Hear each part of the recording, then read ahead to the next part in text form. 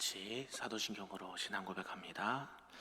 전능하사 천지를 만드신 하나님 아버지를 내가 믿사오며 그 외아들 우리 주 예수 그리스도를 믿사오니 이는 성령으로 잉태하사 동정녀 마리아에게 나시고 본디오 빌라도에게 고난을 받으사 십자가에 못 박혀 죽으시고 장사한 지 사흘 만에 죽은 자 가운데서 다시 살아나시며 하늘에 오르사 전능하신 하나님 우편에 앉아 계시다가 저리로서 산자와 죽은 자를 심판하러 오시리라.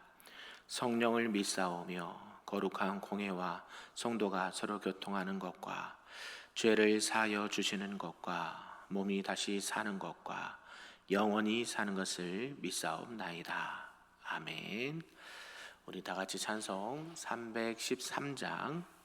313장 내 임금 예수 내 주여 찬송합니다.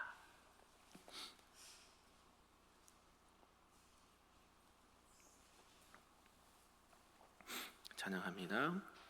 내 임금 예수 내 주여 이 죄인이 주님 앞에 한없는 은혜 받고서 내 생명 모두 드리오니 그 풍성하신 은총을 주 내게 내려 주소서.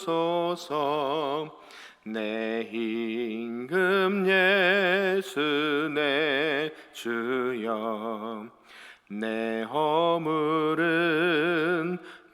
덮으시고 주 십자가에 흘리신 그 피를 믿는 마음 보사 내 중한 죄를 사하여 참 평안한 맘 주소서. 내 임금 예수 내 주여 주 은혜에 감격하여 한없는 감사 찬송을 내 주님 앞에 드리오며 내 마음과 정성 다하여 늘 기뻐하며 살리라. 내 임금 예수 내 주여 이 마음과 이 천한 몸 그 보배 피로 값주고 주 친히 사신 것이오니 나 이제 사나 죽으나 주 뜻만 따라 살리라. 아멘. 오늘 하나님의 말씀은 구약성경 역대상 7장 말씀입니다. 구약 621쪽에 나와 있습니다. 역대상 7장 말씀입니다. 한 절씩 교독합니다.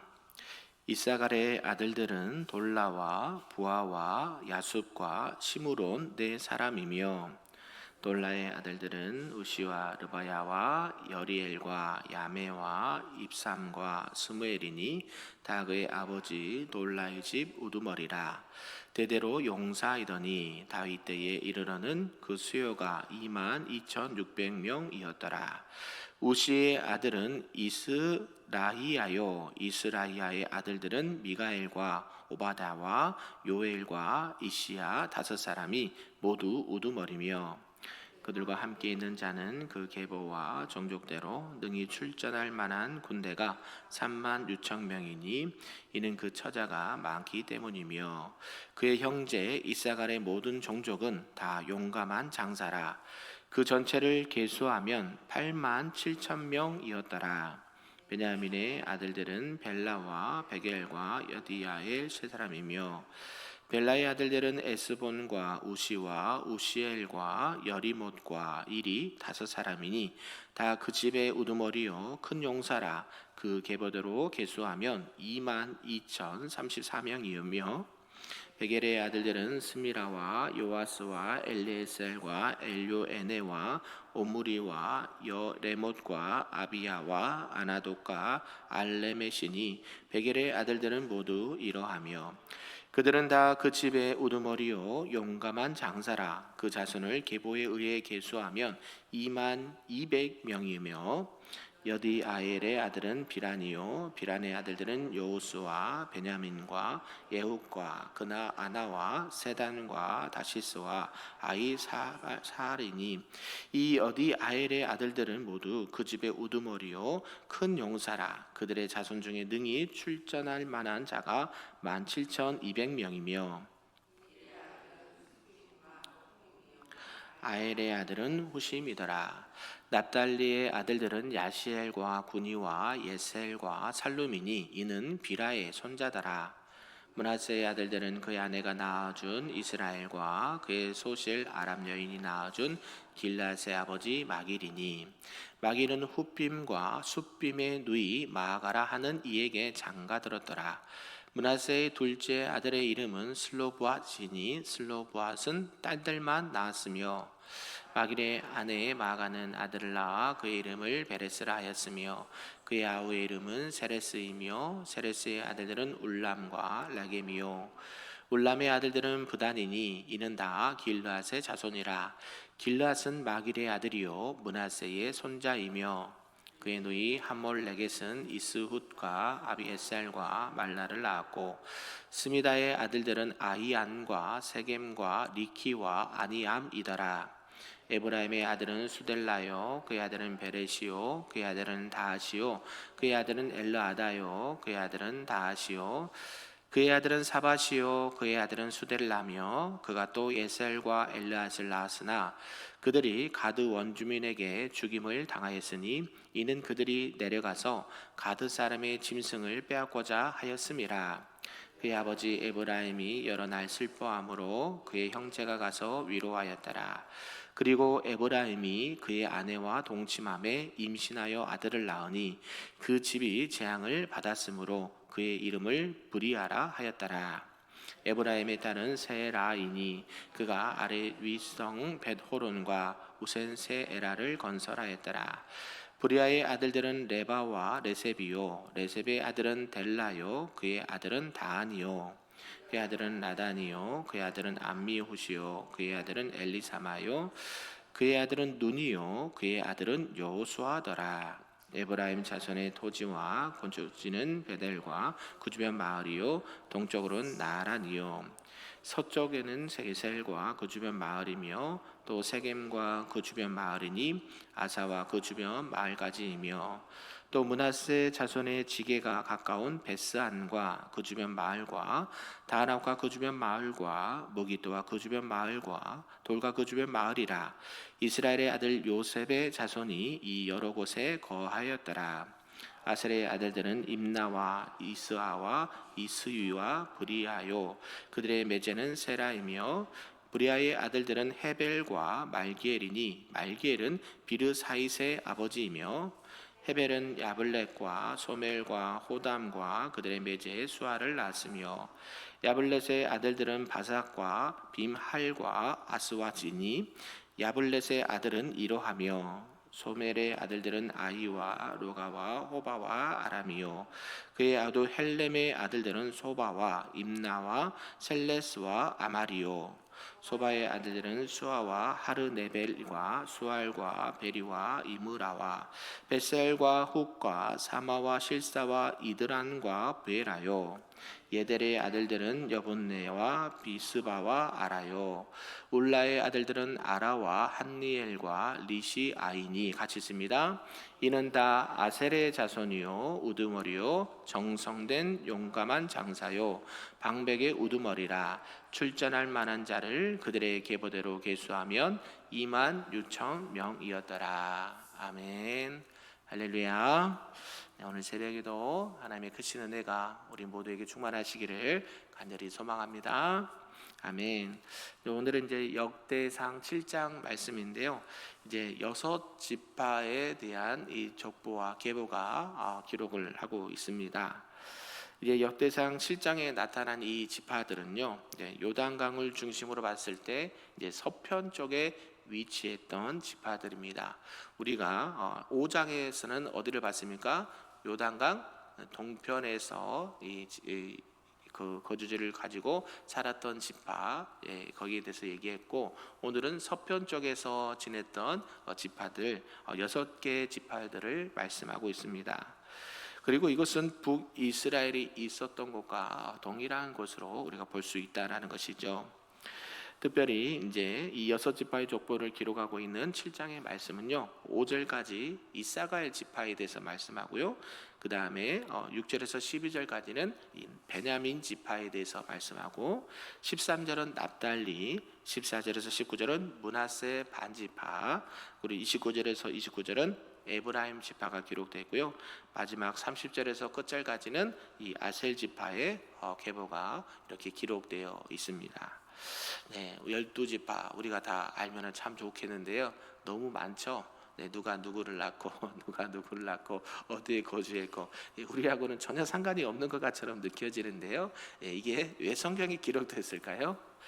중요하기 때문이겠죠. 네, 성경에서 안 중요한 게 없습니다. 그래서 우리가 이 역대상하를 보면서도 다윗의 왕조가 어떻게 이 하나님의 언약의 백성들로서 그 땅을, 가나안 땅을 차지하게 되었고, 그 땅에 거주했던 이 지파들이 어느 지역에서 자기가 기업을 받고 또 살았는지, 또 그들은 살면서 어떠한 일을 감당하고 어떤 일은 용사로, 어떤 일은 또 하나님 보시기에 악한 자로, 이런 모양으로 여러 가지 모양으로 살았던 이 지파들의 모습을 볼 수 있다는 것이죠.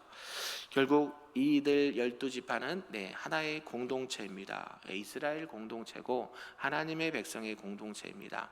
그러면서도 각 지파에게 하나님께서 은혜를 베풀어 주셔서 여러 가나안 땅의 지역에 나눠서 이렇게 땅을 기업으로 받고 살았던 인물들이다라는 것을 우리가 기억하셨으면 좋겠습니다. 특별히 오늘 역대상 7장은요, 북이스라엘 지파의 출신이었지만 이스라엘의 포로 귀환 때에 에스라의 신앙 공동체의 구성원들이 된 무리들을 위해서 기록된 계보다라는 것을 생각하면서 말씀을 들었으면 좋겠습니다. 오늘 이렇게 몇 가지로 말씀을 좀 살펴보면요, 첫 번째가 이사갈과 베냐민 자손들이라는 것이죠. 야곱의 9번째 아들이 바로 이사갈이었습니다. 이 야곱의 여러 아들이 있었죠. 몇 명의 아들이 있었을까요? 12명입니다. 야곱의 아들 12명이 각 지파예요. 그죠? 그래서 이 9번째 아들인 이사갈이 한 지파였고요, 12지파 중에 한 또 지파의 시조로 이 레아에게서 태어난 아들이었습니다. 그리고 이 베냐민은요, 야곱이 사랑했던 아내 누구일까요? 라헬. 레아와 라헬이 있었는데, 라헬을 얻기 위해서 7년간 삼촌 집에서 봉사하고, 먼저 우리는 동생을 먼저 시집 보내지 않는다 그러면서 언니 레아를 먼저 주고, 또 7년간을 또 라헬을 얻게 되고, 그러면서 또 비라와 실바를 통해서 또 그 안에 있는 또 많은 자녀들을 이렇게 출산하게 되었다라는 것이죠. 그러면서 이 베냐민은 라헬의 둘째 아들이고요, 야곱의 12번째 아들입니다. 11번째는 누구일까요? 우리 잘 알듯이 요셉이죠. 네, 그렇습니다. 그래서 이 베냐민은 유일하게 가나안 땅에서 태어난 아들이었다라고 말합니다. 그리고 그의 아들들은 벨라, 베겔, 여디아엘 세 명이 더 있었다라고 말하는 것이죠. 이사갈의 아들들은 돌라와 부아와 야숲과 시므론이었다라고 말합니다. 특히 이사갈의 둘째 아들 부아는요, 이제 야곱과 함께 애굽으로 가서 한 가문의 우두머리가 되었고요. 돌라는 이사갈 자손의 중심 인물로서 당시에 주위 사람들에게 많은 영향력을 끼쳤던 사사였습니다. 우리 사사가 몇 명일까요? 외우기 쉽게 찍어보세요. 몇 명일까요? 12명이에요. 그러니까 성경에서는 12, 7, 40 이런 완전수가 많이 있습니다. 그래서 이 사사 중에 한 사람도 돌라가 있었습니다. 그리고 이사갈 지파는 이스라엘 공동체의 국력을 신장하는데 큰 유익을 줬던 지파였다라고 우리가 이해하면 좋겠고요. 이어서 베냐민 자손들은요, 야곱에 의해 물어뜯는 일이라라고 예언을 이렇게 받았습니다. 그래서 그 예언대로 이 지파는 매우 호전적인 민족이 되었고요. 이 지파에서 사사 에훗이 나왔고요. 또 이스라엘 왕 초대 왕 누구요? 첫 번째 왕 사울이 나왔죠. 사울이 바로 이 베냐민 지파의 후손입니다. 그렇게 호전적인 성향은 또 기브아에서 전 지파에 대항하면서 민족 공동체를 파멸시키려는 매우 독소적인 측면도 있었다. 이 베냐민 지파가 하나님 보시기에 참 하나님의 일꾼들도 이렇게 태어나고 또 여러 일들도 했지만 또 그 못지않게 또 하나님 보시기에 악한 것들도 있었다라는 것을 기억하면 좋겠고요. 두 번째는 이제 납달리와 이 므낫세 자손들입니다. 납달리는요, 야곱의 아내 라헬의 시녀였던 비라의 아들입니다. 야곱의 6번째 아들인데요. 이 야곱은 이 납달리에게 노인 암사슴이라고 예언을 했습니다. 그리고 이 므낫세는요, 야곱의 11번째 아들인 요셉의 장자입니다. 그래서 루벤의 장자권을 요셉이 받았기 때문에 그의 두 아들은 각각 한 지파씩을 이렇게 이루게 되었다라는 것을 기억하면 좋겠고요. 그러면서 이 납달리의 아들들은 야시엘과 구니와 예셀과 살룸이었는데요. 이들은 야곱의 첫 비라의 손자가 됩니다. 납달리 지파는 어떻게 지역에서 살았는가 봤더니요, 이 요단강을 중심으로 이 서편에 있는 이 긴네렛 호수 서편에서 정착을 해서 살았다라고 말하고요.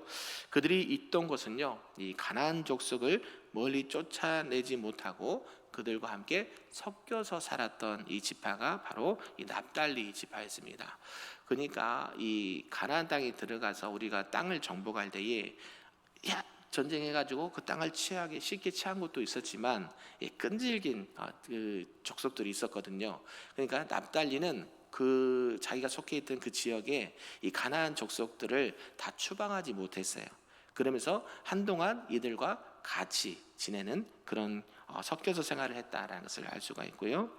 이 므낫세 자손들은요, 므낫세 지파의 족보는 주로 마길에 많이 들렸을 겁니다. 이 마길의 인물을 중심으로 기록이 되어 있습니다.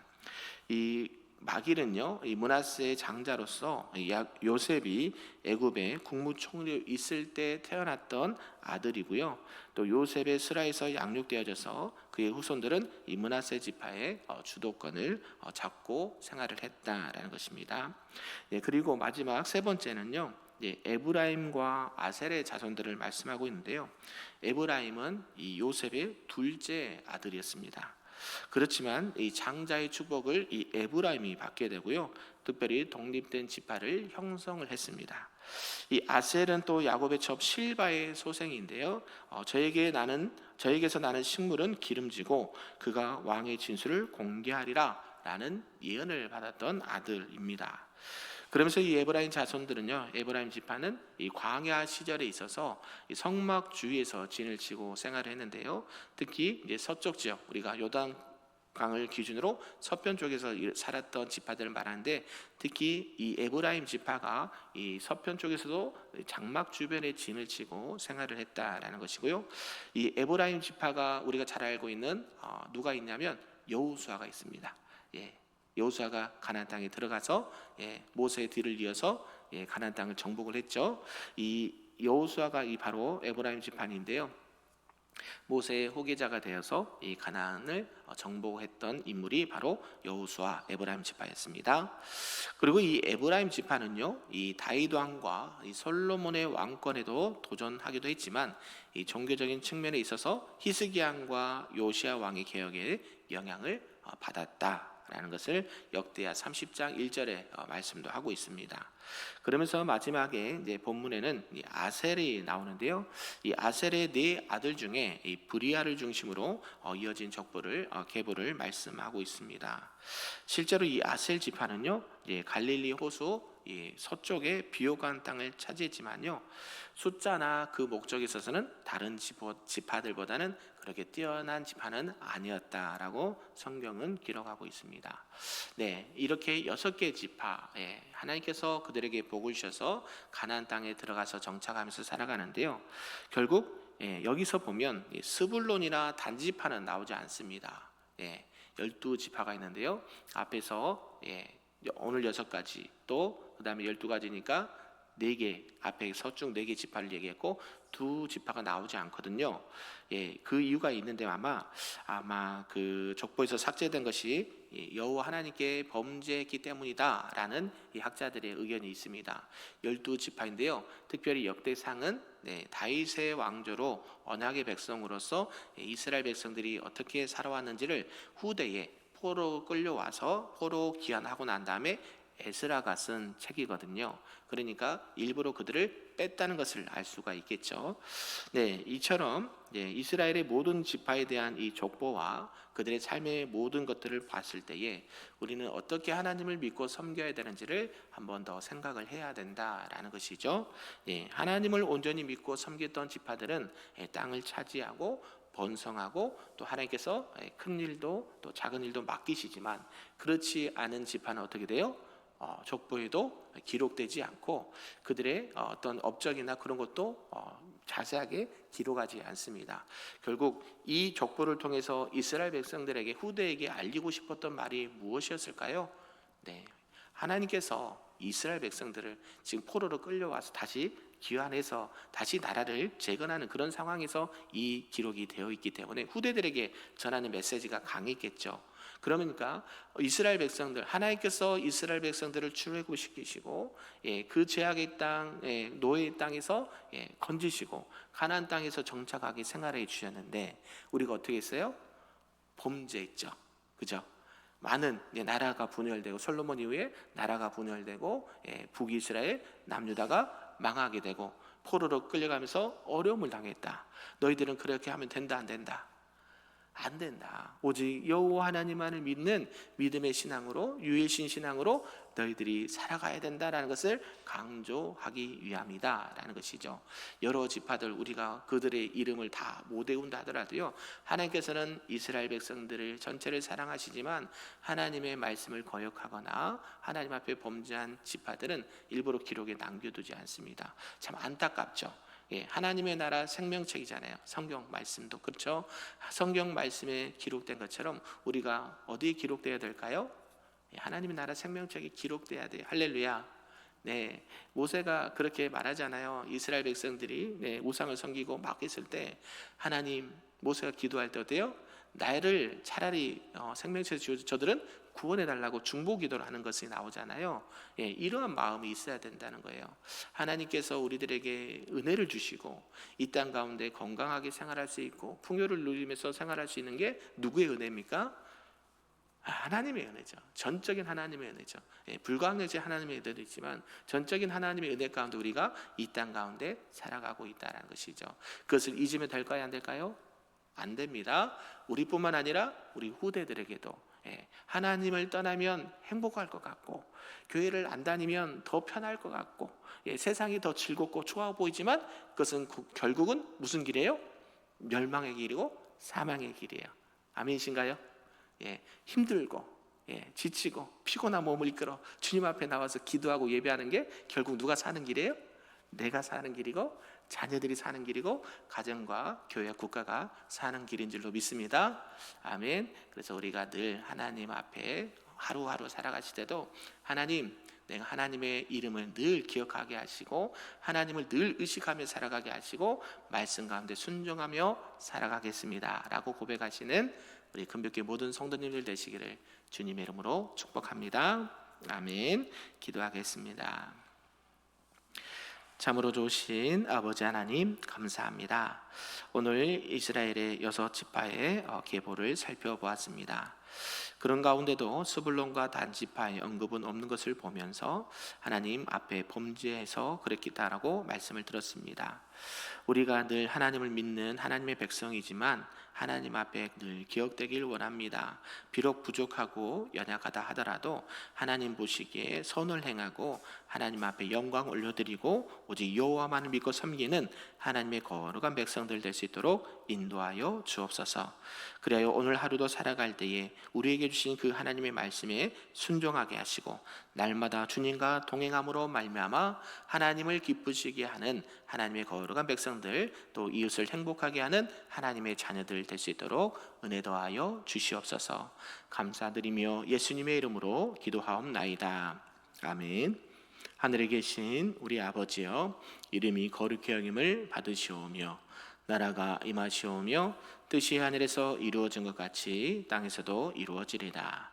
오늘 우리에게 일용할 양식을 주시옵고 우리가 우리에게 죄 지은 자를 사하여 준 것 같이 우리 죄를 사하여 주시옵고 우리를 시험에 들게 하지 마시옵고 다만 악에서 구하시옵소서. 나라와 권세와 영광이 아버지께 영원히 있사옵나이다. 아멘.